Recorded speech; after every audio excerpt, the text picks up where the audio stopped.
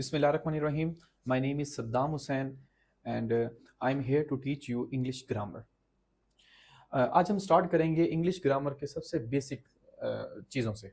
पहले हम बेसिक को स्टार्ट करने से पहले हम बात कर लेते हैं ग्रामर। हम अक्सर सुनते हैं कि आपकी ग्रामर कैसी है बेटा। इन ग्रामर के अबाउट हम किसे कहते हैं कि हम अक्सर ये लफ्ज़ सुनते हैं ग्रामर।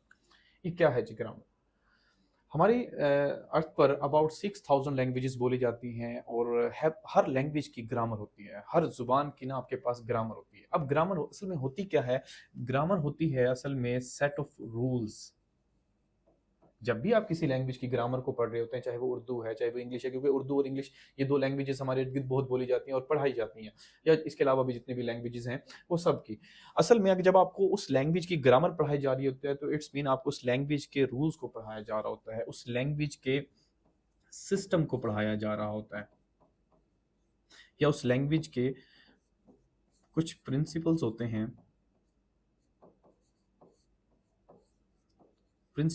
उनको पढ़ाया जा रहा होता है। तो हर लैंग्वेज की ग्रामर जो है, ग्रामेरियंस जो हैं उन लोगों ने अपने कुछ रूल्स दिए हुए हैं, कुछ सिस्टम है, कुछ प्रिंसिपल्स हैं, इवन कि कुछ पैटर्न्स हैं। अगर मैं बात करूं इस पैटर्न की तो आपको पता है कि मैं अगर इंग्लिश की बात करूं तो इंग्लिश के ग्रामेरियंस ने इंग्लिश के लिए ना एक जनरल फार्मूला दिया हुआ है। उन्होंने कहा कि हमारा जब भी सेंटेंस बनेगा इंग्लिश का तो पहले ऐसा पहले सब्जेक्ट होगा, फिर वर्ब और लास्ट में ऑब्जेक्ट। इसी तरह से हमारे उर्दू ग्रामेरियंस जो हैं, उर्दू वालों ने भी क्या किया कि उर्दू वालों ने भी यही कहा कि हमारा जो सेंटेंस स्ट्रक्चर होगा वो सब्जेक्ट होगा, उसके बाद हमारे पास ऑब्जेक्ट और वर्ब हमारा लास्ट में होगा। तो इनके जो रूल्स हैं वो वेरी करते हैं, डिफरेंट होते हैं, हर लैंग्वेज के दूसरी लैंग्वेज से डिफरेंट होते हैं। तो अगर हम बात तो खैर इंग्लिश भी कर रहे हैं, मैंने एक जनरल आपको इंट्रोडक्शन दे दिया ग्रामर का, तो ग्रामर हमें पता होना चाहिए कि ग्रामर हम रूल्स हैं, क्योंकि अब हम जो पढ़ने लगे हैं वो हम रूल्स के अबाउट पढ़ेंगे, उस लैंग्वेज के पैटर्न्स के अबाउट पढ़ेंगे, उनके लैंग्वेज के सिस्टम के अबाउट पढ़ेंगे। तो खैर जब हम इस ग्रामर को हम जरा डिटेल से देखते हैं, पढ़ना शुरू करते हैं इस ग्रामर को, तो हम ग्रामर में मेरे बेटा सबसे पहले 3 चीजें देखते हैं सीखते वक्त। ग्रामर की सीखते वक्त इंग्लिश ग्रामर की अब हम बात कर रहे हैं प्योरली। पहले सबसे पहले हम सीखते हैं उस लैंग्वेज के, या सॉरी अब इंग्लिश की बात करें तो इंग्लिश ग्रामर में सबसे पहले हम सीखते हैं पार्ट्स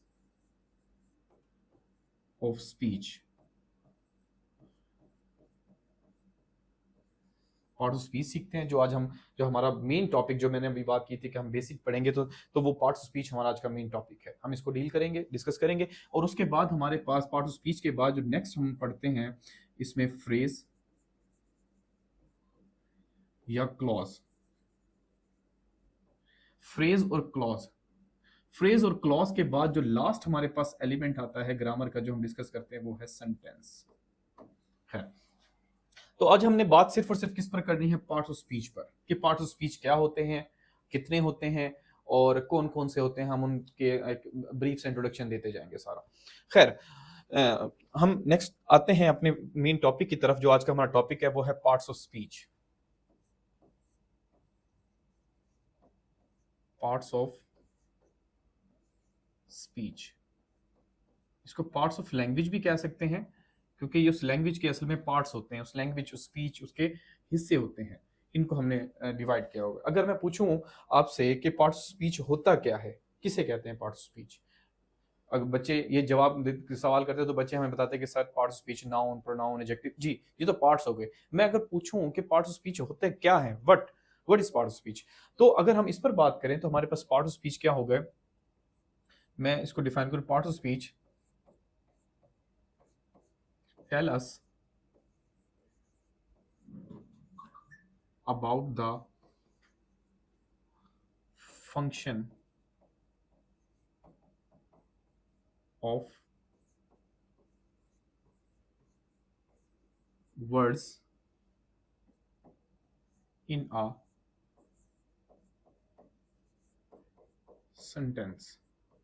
ये असल में ना पार्ट ऑफ स्पीच हमें बताता है कि उस सेंटेंस में मौजूद वर्ड्स, क्योंकि आपको पता है कि एक सेंटेंस किससे मिलकर बनता है? वर्ड से मिलकर बनता है। तो उस वर्ड्स को से मिलकर बनता है, तो वो वर्ड्स का फंक्शन हमें बताता है कि भाई इस वर्ड का फंक्शन क्या होगा ग्रामेटिकल। तो खैर ये हमारे पास एक बेसिक इसकी डेफिनेशन है, इसे डेफिनेशन इसको समझें और इसको नेक्स्ट आपसे जब भी कोई पूछा जाए कि पार्ट ऑफ स्पीच क्या किसे कहते हैं, तो आपको ये क्लियर हो कि पार्ट ऑफ स्पीच असल में ये वर्ड्स के फंक्शंस होते हैं जो हमें बताए जा रहे होते हैं उन वर्ड्स को। हम खैर पढ़ते हैं और फिर मजीद इसको देखते हैं। इस डेफिनेशन के बाद मैं इसको रिमूव कर देता हूँ। इसके बाद हम असल आते हैं अपनी उनकी तरफ, पार्ट ऑफ स्पीच की तरफ ही आते हैं।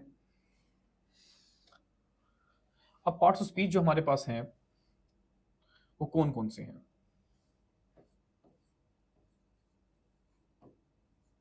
पार्ट्स ऑफ स्पीच, सबसे पहला जो हमारे पास पार्ट ऑफ स्पीच है वो है नाउन। नाउन किसे कहते हैं? बचपन से पढ़ते आ रहे हैं इसको। Noun is naming, noun is naming, ये असल में नेम होते हैं।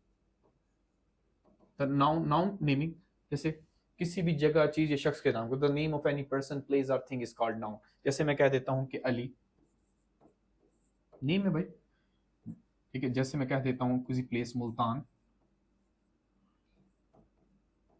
ठीक होगी। जैसे मैं कह देता हूं टेबल, ये जगह चीज या शख्स के नाम को, the name of any person place और थिंग, ये नाम हमारे पास क्या होते हैं? नाउन होते हैं। खैर दूसरा जो हमारे पार्ट्स ऑफ स्पीच क्या है जी, वो हमारे पास है जी प्रोनाउन। अब प्रोनाउन क्या है? प्रोनाउन को मैं कहता हूं ये एक रिप्लेसिंग वर्ड होता है, रिप्लेस करता है। रिप्लेसिंग, रिप्लेसिंग वर्ड होता है ये। किसको रिप्लेस करता है? रिप्लेसिंग वर्ड होता है नाउन का। ये नाउन को रिप्लेस करके अगले सेंटेंस में उसके अकॉर्डिंग ही है क्या लगा देता है कोई प्रोनाउन यूज। जैसे कि हमने नाउन में देखा हमारे पास क्या था? अली। जब अली के लिए हम नेक्स्ट सेंटेंस में यूज करेंगे प्रोनाउन, तो हम क्या यूज करेंगे? ही। अगर कोई यहाँ पर हमारे पास फीमेल का नेम होता तो हम यूज कर रहे होते शी। या हम कभी किसी और चीज के लिए, जैसे कि हम नॉन लिविंग थिंग्स के लिए मोस्टली हम यूज कर रहे होते हैं इट। या अगर प्लूरल हमारे पास है तो दे। तो ये हमारे पास क्या होते हैं? प्रोनाउन। ये ऐसे वर्ड्स हैं जो नाउन को रिप्लेस कर रहे होते हैं, नाउन की जगह ले रहे होते हैं। खैर अब हमारे पास हम थर्ड पॉइंट की तरफ आते हैं, थर्ड पार्ट स्पीच की तरफ, पार्ट्स की तरफ आते हैं, वो है तो एडजेक्टिव। अब जी एडजेक्टिव क्या होता है? असल में एडजेक्टिव एक डिस्क्राइबिंग वर्ड होता है, एक क्वालिफाइंग समझ लें, ये क्वालिफाई कर रहा होता है या उसको डिस्क्राइब कर रहा होता है। किसको डिस्क्राइब करता है? ये एडजेक्टिव डिस्क्राइब करता है नाउन या प्रोनाउन को। जैसे मैंने मिसाल के तौर पर मैंने नाउन यहाँ पर कहा कि अली, तो ये जब उस सेंटेंस में उसके अबाउट बात की जाएगी, मतलब कि अली, मैं कहता हूँ कि Ali is a good boy. अब यहाँ पर बात की गई कि अली कैसा है? गुड। अब जैसे मैंने यहाँ पर गुड कहा, तो ये जो गुड कहना था मेरा या बैड कहना था, या मैं किसी गर्ल के लिए यूज कर लेता हूँ, या मैं इसके अली के लिए यूज कर लेता हूँ, हैंडसम का वर्ड यूज कर लेता हूँ। ये जो वर्ड्स हैं सारे जो डिफाइन कर रहे होते हैं या डिस्क्राइब कर रहे होते हैं उस सेंटेंस के अंदर किसको? नाउन को, या इवन के प्रोनाउन को भी डिफाइन कर रहे होते हैं। वो हमारे पास वर्ड्स क्या होते हैं? एडजेक्टिव्स होते हैं। जैसे कि मैं अभी ब्यूटीफुल का वर्ड भी यूज कर लेता हूँ, ये हमारे पास बेटा ये एडजेक्टिव्स होते हैं हमारे पास। ये थर्ड पॉइंट था हमारे पास। अब फोर्थ की तरफ आते हैं। फोर्थ जो हमारे पास पॉइंट है वो क्या है जी? फोर्थ पॉइंट हमारे पास है वर्ब। वर्ब क्या होता है? वर्ब असल में होता है एक्शन। खैर सिर्फ एक्शन के अलावा भी हो सकता है वर्ब। वर्ब हमारे पास स्टेट भी हो सकता है, वर्ब हमारे पास लिंकिंग वर्ब भी होते हैं। खैर उसकी टाइप्स में चले जाते हैं, लेकिन हम अगर बेसिक की बात करें तो बेसिक हमारे पास बेटा जी एक्शन आता है। तो खैर क्या ये जो सेंटेंस है, जैसे कि हम कोई भी सेंटेंस लिखते हैं, जैसे कि मैं अली की बात कर लेता हूँ, तो अली कोई ना कोई काम करता है, तो हम उसके लिए हम जो काम होता है असल में उसको हम वर्ब कहते हैं। जैसे मैं कहता हूँ कि अली, यही जो अली का वर्ड यूज किया हुआ था हमने, एक नाउन था, जब इसके हम किसी सेंटेंस में यूज, जैसे मैं कहता हूँ अली इज ईटिंग। अब ये जो इज ईटिंग है, या Ali Yeats, sorry present indefinite Yeats का वर्ड यूज करते हैं, तो ये ईट्स है या इट इज ईटिंग, ये क्या है? हमारे पास एक्शन है। तो जितने भी ये वर्ड हमारे पास, प्ले, ठीक है, वॉक या रन, ये हमारे पास वर्ब्स होते हैं जो एक्शन शो कर रहे होते हैं, जो एक्शन कर रहे होते हैं। इवन के और भी हमारे पास हैं, ये हमारे पास वर्ब है। खैर इसके बाद हम आते हैं फिफ्थ की तरफ। फिफ्थ हमारे पास है एडवर्ब। अब एडवर्ब क्या होता है? जैसे कि ये नाम से शो कर रहा है एडवर्ब, जैसे एडजेक्टिव था, एडजेक्टिव क्वालिफाई कर रहा था या डिस्क्राइब कर रहा था नाउन या प्रोनाउन को, नाउन या प्रोनाउन को। इसी तरह से जो वर्ब एडवर्ब है, सॉरी एडवर्ब डिफाइन कर रहा होता है या डिस्क्राइब कर रहा होता है किसको? वर्ब को। अच्छा, ये जो डिस्क्राइब सिर्फ वर्ब को नहीं करता, ये वर्ब के साथ साथ एडजेक्टिव को भी करता है। और इसके साथ एडजेक्टिव के साथ साथ ये अगर कोई अनदर अनदर एडवर्ब आ जाता है उस फिक्रे के अंदर, एडवर्ब आ जाता है, तो ये उसको भी क्या करता है, डिस्क्राइब करता है या उसे क्वालिफाई कर रहा होता है या उसके अबाउट बता रहा होता है। जैसे कि मैं इसकी एग्जांपल वैसे बोल देता हूँ, जैसे मैं कहता हूँ कि शी वॉक्स स्लोली। अब यहाँ पर जो स्लोली है वो एडवर्ब हो गया, ये एडजेक्टिव क्योंकि वो वर्ब को डिफाइन कर रहा है, वॉक्स उसका चलना कैसे। अच्छा, वर्ब को डिफाइन, एडजेक्टिव को भी डिफाइन कर दे, जैसे मैं कहता हूँ the weather is too hot. अब यहाँ पर जो जो टू है, टी डब्ल्यू वाला two, T sorry T double O वाला टू हमारे पास जो यूज किया मैंने इस फिक्रे में, तो वो किसको डिफाइन कर रहा है, हॉट को। तो हॉट हमारे पास यहाँ पर एडजेक्टिव है, तो ये एडजेक्टिव को भी डिफाइन करता है। इसी तरह से अनदर एडवर्ब, जैसे मैं कहता हूँ शी वॉक्स टू क्विकली, तो टू क्विकली मीन ये टू है वो क्विकली को डिफाइन कर रहा है, और यहाँ पर क्विकली क्या है हमारे पास, एडवर्ब है, तो ये एडवर्ब अनदर एडवर्ब को भी डिफाइन करता है हमारे पास फिक्रे के अंदर। खैर ये हमारे पास पांचवा हुआ। अब हम नेक्स्ट आते हैं 6 पॉइंट की तरफ, अपने 6 पार्ट्स ऑफ स्पीच की तरफ। 6 हमारे पास एडवर्ब के बाद आ जाता है जी प्रेपोजिशन। प्रेपोजिशन, बट प्रेपोजिशन हमारे पास एक ऐसा वर्ड होता है जो फॉलो कर रहा होता है नाउन या प्रोनाउन को। ये असल में क्या होता है, एक लिंक क्रिएट करता है। ये प्रेपोजिशन किसके साथ लिंक क्रिएट करता है, ये नाउन या प्रोनाउन का किसी वर्ब के साथ। तो ये हमारे पास, जैसे कि मैं इसकी एग्जांपल्स में लिख देता हूँ, जैसे कि आप लोगों ने देखा होगा इन, ऑन, ये बड़े बेसिक से प्रेपोजिशंस हैं। ऑफ, ठीक हो गया। इसी तरह से ये प्रेपोजिशन का काइंड में जाए तो कंपाउंड भी कुछ होते हैं, जैसे कि ऑन टू, इनटू। तो ये हमारे पास बेसिक से प्रेपोजिशंस होते हैं। खैर, अब इसके बाद 7 हमारे पास जो आ रहा है वो क्या हमारे पास है जी, 7 हमारे पास है जी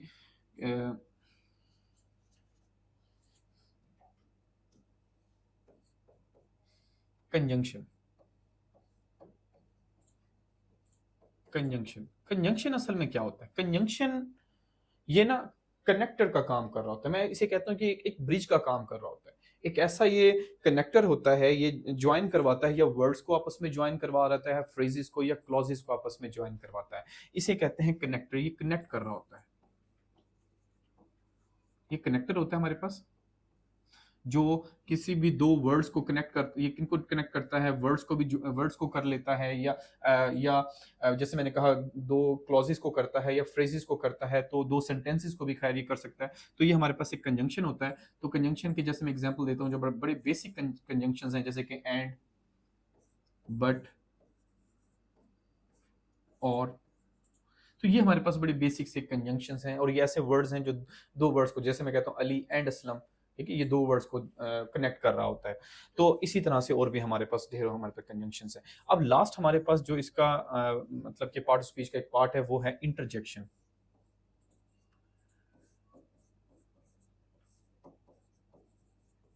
अब इंटरजेक्शन हमारे पास क्या होता है, ये ऐसा वर्ड होता है, होते तो वर्ड्स ही हैं सारे, क्योंकि parts of speech mean parts of speech, words पढ़ रहे हैं हम लोग, कौन कौन से लैंग्वेज या उस स्पीच के पार्ट्स हैं, ये भी एक वर्ड है। ये एक ऐसा वर्ड्स होता है जो कैरी करता है कुछ इमोशंस को, या फीलिंग्स कह लो आप लोग। इस वर्ड के अंदर फीलिंग्स होती हैं, इमोशंस होते हैं। जैसे कि आप लोगों ने एक्सक्लेमेटरी सेंटेंस में अक्सर आप देखते हैं तो उसमें ऐसे वर्ड्स यूज किए जाते हैं, जैसे कि हुर्रा, एक खुशी का एलिमेंट है, खुशी को, अलास, ठीक है, ये गम को शो कर रहा है, ठीक है। ये ऐसे बहुत से ऐसे वर्ड्स होते हैं जो जो इमोशनल को कैरी, इमोशंस को या फीलिंग्स को के अबाउट बात कर रहे होते हैं, तो इन वर्ड्स को हम कहते हैं इंटरजेक्शन। तो खैर ये हमारे पार्ट्स ऑफ स्पीच थे, बड़े बेसिक से मैंने इनको डेफिनेशन आपको समझाने की कोशिश की, तो उम्मीद है कि आपको समझ आई होगी। शुक्रिया।